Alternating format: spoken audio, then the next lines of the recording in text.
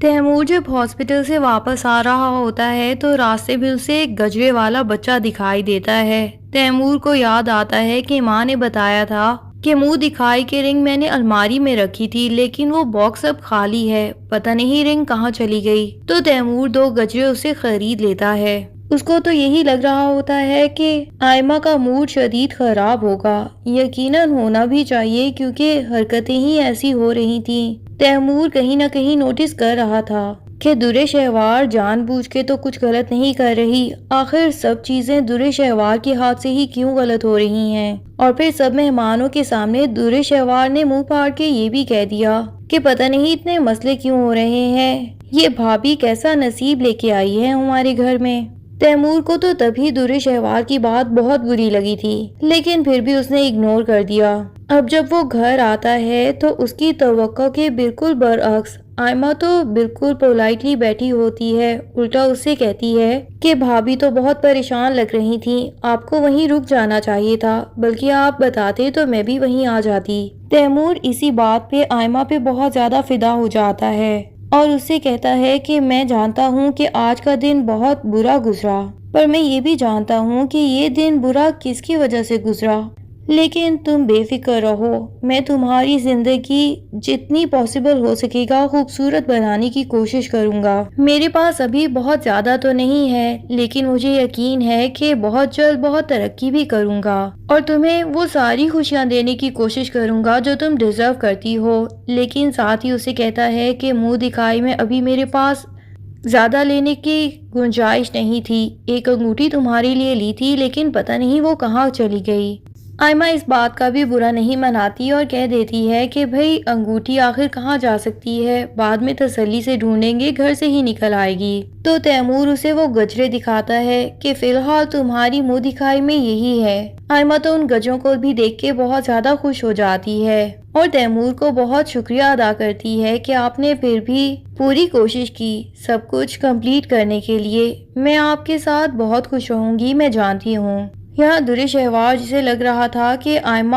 2-4 دن بھی اس کے پیرنٹس کے گھر میں ٹک نہیں پائے گی کیونکہ اسے جن آسائشوں کی ضرورت ہے اور بچپن سے عادت ہے وہ تو درِ شہوار کے پیرنٹس کے گھر میں موجود ہی نہیں، لیکن درِ شہوار کی یہ غلط فہمی بہت اچھے سے بہت جلد دور ہونے والی ہے جب آئمہ پورے طریقے سے اس گھر میں ایڈجسٹ ہی ہو جائے گی۔ نہ صرف ایڈجسٹ ہو جائے گی بلکہ سب گھر والوں کا خیال بھی رکھے گی، جو کہ درِ شہوار یہاں پہ آ کے کبھی نہیں کر پائی، اور درِ شہوار کے پیرنٹس بھی تیمور کے ساتھ ساتھ اس کی تعریفیں کریں گے۔ آئمہ کی یہ تعریفیں سن سن کے درِ شہوار تو مزید ڈپریشن میں چلی جائے گی۔ درِ شہوار ہاسپٹل میں جب سے آئی ہے عجیب ہنگامہ کریٹ کیا ہوا ہے۔ پہلے تو ایسے شو کرواتی ہے جیسے سب کی غلطی ہے اگر دعا بیمار ہو گئی ہے، بھئی آپ کی بیٹی ہے، آپ کو خود خیال رکھنا چاہیے تھا، آپ پہنچ گئی ہیں اگلے گھر میں رسمیں نبھانے کے لیے اور اپنی بھابھی کو تنگ کرنے کے لیے۔ ایک تو کوئی آپ کو بلیم نہیں کر رہا، دوسرا آپ سر پہ چڑھتی جا رہی ہیں۔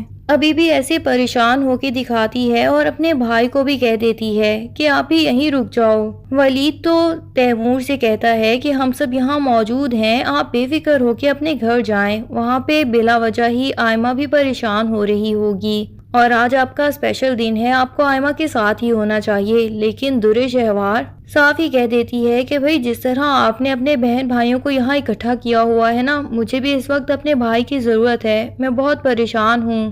تیمور بھائی آپ پلیز یہیں پہ رک جائیں۔ تیمور بھی وہیں پہ رک جاتا ہے۔ مطلب درِ شہوار کی بیٹی کی طبیعت اتنی خراب ہے لیکن اس کے باوجود اسے چالیں سوجھی ہیں اور یہی فکر ہے کہ کسی بھی طریقے سے آئمہ کا آج کا دن جتنا بدمزہ کر پاؤں کر دوں۔ ڈاکٹر سب لوگوں کو وہاں سے چلے جانے کے لیے کہہ دیتے ہیں اور کہتے ہیں کہ زیادہ سے زیادہ کوئی ایک ہی انسان اس کے پاس رکے۔ تو درِ شہوار جو کہ پہلے اپنے موبائل میں کھوئی ہوئی تھی اور کائنات ہی دعا کو اٹھا کے کھڑی تھی،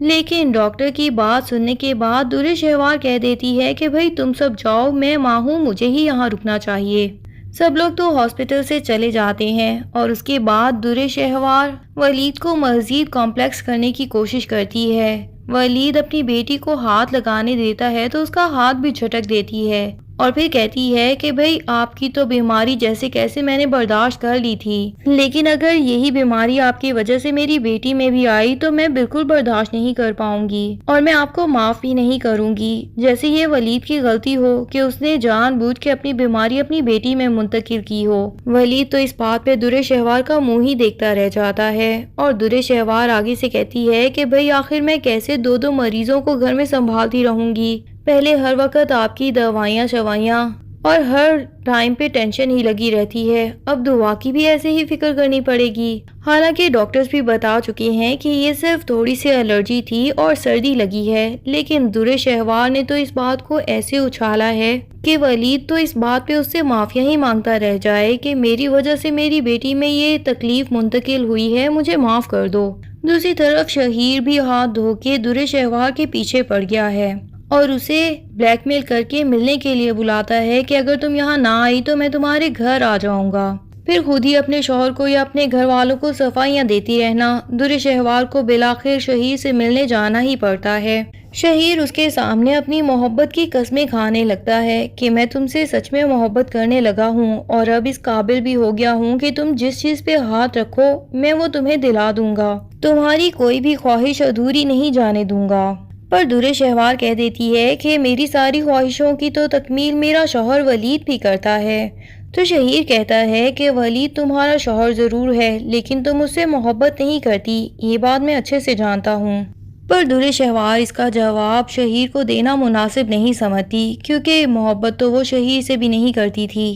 بس امیر سمجھ کے اس کے پیچھے لگی ہوئی تھی اور اسے ریجیکشن کا بہت دکھ تھا، اسی وجہ سے شہیر سے خفا تھی۔ ہاں یہ الگ بات ہے کہ شہیر در شہوار سے سچ میں محبت بھی کرنے لگا تھا، پر شہیر کی ماں کو یہ بات اچھے سے پتہ چل گئی تھی کہ در شہوار کس نیت سے شہیر کے پیچھے ہے، اسی لیے انہوں نے اپنے بیٹے کی جان چھڑوا دی۔ شہیر اب تو قسمیں کھاتا ہے کہ میں کچھ بھی کر کے تمہیں اپنی زندگی میں شامل کر لوں گا، چاہے مجھے اپنے گھر والوں کو بھی چھوڑنا پڑے۔ در شہوار فی الحال شہیر میں بالکل انٹرسٹڈ نہیں ہوتی اور نہ ہی وہ چاہتی ہے کہ عماد یا کوئی بھی اور دوبارہ سے ان لوگوں کو ساتھ دیکھے اور بلا وجہ اس کی زندگی میں مشکلات پیدا ہوں۔ پر ہو سکتا ہے کہ ولید سے کچھ عرصے بعد کسی ناچاکیوں کی وجہ سے وہ شہیر کی طرف کھنچتی چلی جائے اور اسے یہی لگے کہ شہیر تو میرے لیے اپنی فیملی کو بھی چھوڑنے کے لیے تیار ہے اور ایک طرف ولید ہے کہ اپنے سوتیلے بہن بھائیوں کو بھی مجھ سے زیادہ امپورٹنس دیتے ہیں، تو شاید شہیر ولید سے زیادہ اچھا آپشن ہی ہے۔ اور پھر در شہوار کو بھائی کی شادی پہ 70-80 لاکھ کا سیٹ جو گفٹ کیا ہے، اس کے بعد شہیر نے تھوڑی بہت جگہ تو در شہوار کے دل میں بنا ہی لی ہے۔ یہ الگ بات ہے کہ ولید اس سیٹ کی پوری رقم در شہوار کو دے دیتا ہے اور اسے کہتا ہے کہ اپنی دوست کو یہ رقم دے دینا اور یہ سیٹ اسے واپس مت کرنا، یہ اب تم ہی رکھ لینا، بلا وجہ دوستوں کے سامنے اس طرح کی حرکتیں کر کے میری ذلت نہ کروایا کرو۔ وہ کیا سوچتی ہوں گی کہ میں تمہیں 70-80 لاکھ کا سیٹ بھی نہیں دلوا سکتا بھائی کی شادی پہ؟ خود کا شوہر اتنی مہنگی جیولریز فوراً دلوا دیتا ہے، لیکن اس پہ تھینکفل ہونے کی بجائے در شہوار کو تو اپنی بھابھی کی چھوٹی سی انگوٹھی دیکھ کے ہی جیلسی ہوتی ہے اور ماں سے بھی لڑنا شروع کر دیتی ہے کہ بھائی نے آخر مجھے کیوں شادی پہ کچھ بھی گولڈ کا نہیں بنوا کے دیا۔ ماں کہتی ہیں کہ تم تو ہر ٹائم سونے میں ہی کھیل رہی ہوتی ہو، جو بھی چاہتی ہو تمہارے مانگنے سے پہلے ہی تمہارا شوہر دلوا دیتا ہے، اور تمہارے بھائی کی تو اتنی ہی حیثیت تھی کہ یہ انگوٹھی ہی لے پایا، لیکن در شہوار کو وہ انگوٹھی بھی ہضم نہیں ہوتی اور اس کو بھی چرا لیتی ہے۔